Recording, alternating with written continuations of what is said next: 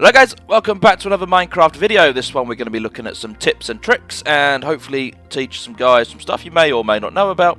But anyway, the first thing you do, as you can see, it's night time. We don't want to make a video at night time, so we're going to go and use our underwater bed. As you can see, a bed underneath the water there.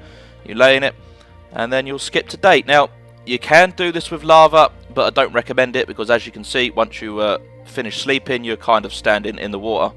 So, if you did that with lava, you're going to die, so let's best not do that. The next one we have here is we have some animals already lined up, but if you use any form of fire enchantment, the animal will drop a cooked version of whatever it normally drops. So as you can see there, the pig has dropped some cooked pork chops, and if we knock the chicken out, the chicken will drop some cooked chicken, and of course the cow will drop some cooked beef when it finishes running around. There we go. As we can see, got a cooked pork chop, cooked chicken, and cooked steak. Let me just get rid of all that. I don't need that. The other thing I should probably mention is that you can also wear pumpkins on your head. If you place that there, as you can see, you kind of get this weird pumpkin thing. It does kind of go into weird on first-person view.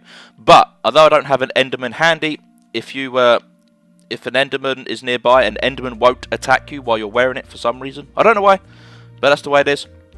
Like I said, I don't have an Enderman handy, so we shan't worry about that. Next, we have here is a stack of netherrack. Now, obviously, you go to Nether, you always get loads of netherrack.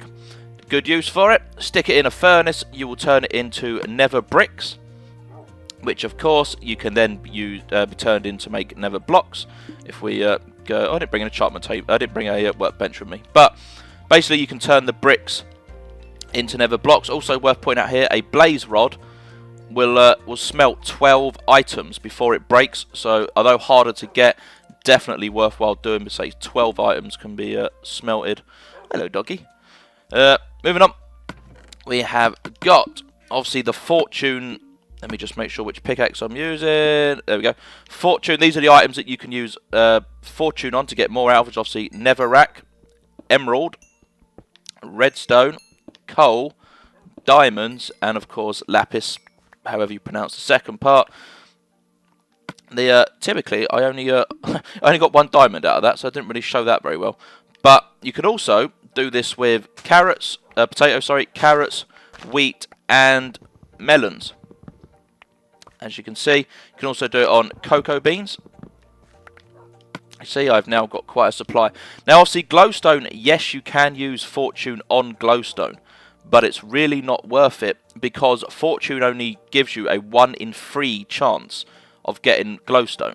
So, technically, fortune is actually the better option because you'll get the whole block, obviously, because it takes 4 pieces of glowstone to make. Let me just get rid of all this. Obviously it takes 4 pieces of glowstone to make 1 glowstone, so technically fortune is actually a better idea.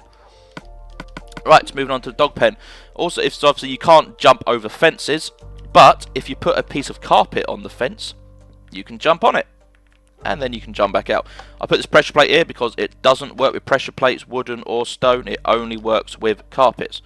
Now, maybe a slightly obvious one, but obviously you can dye your dog's collars. So we give that one a green one, and you can have a purple one. The other thing you do, obviously you can breed dogs. You can obviously catch and breed dogs with bones, but you can also use rotten flesh to breed them. There we go, another little doggy from rotten flesh. Let me. Why are they not sitting down? Sit down. All right, never mind. They can join me for the video. All right, moving on. Is the underwater thingy. If you're ever underwater and you're running out of air, always good to carry some torches with you, because if you stand against a block, if you watch my my water bubbles, place a torch. There you go. As you can see, the torch gets knocked off the wall, but it instantly refilled my water, oxygen, whichever way you want to word it, and then that way you won't have to worry about drowning. So that is that one. Moving on, we have obviously if you've ever got some, if you're ever doing some redstone work close to the surface, and obviously you don't want where's the big dogs? Oh, they're staying over there. If you're doing redstone close to the surface, obviously you don't want redstone hanging out. So what you can do is place carpet over redstone. There, you don't have to have it all on show. Moving on is obviously water. Now obviously several things can stop water from falling down. That is a ladder, a hatch, I forget the actual name for it, a sign, fence doors, and even pressure plates. As you can see, even pressure plates can stop water from falling down. Let's tell the dog family to sit down. There we go. Moving on to the anvil, and that is that you can pretty much name anything you want. Obviously, if we stick a cake in there and click on that, we can call it my cake. There we go. Obviously, it costs enchantment level, which I don't have at the minute because I forgot to give myself some XP. But obviously, you can name anything: bows, books, cakes, whatever purpose it serves. Don't really know, but you can. Obviously, it's good for your weapons. Obviously, name your weapons, as we can see in here. I have got a pickaxe with a Spragsy's pickaxe, so it does do that.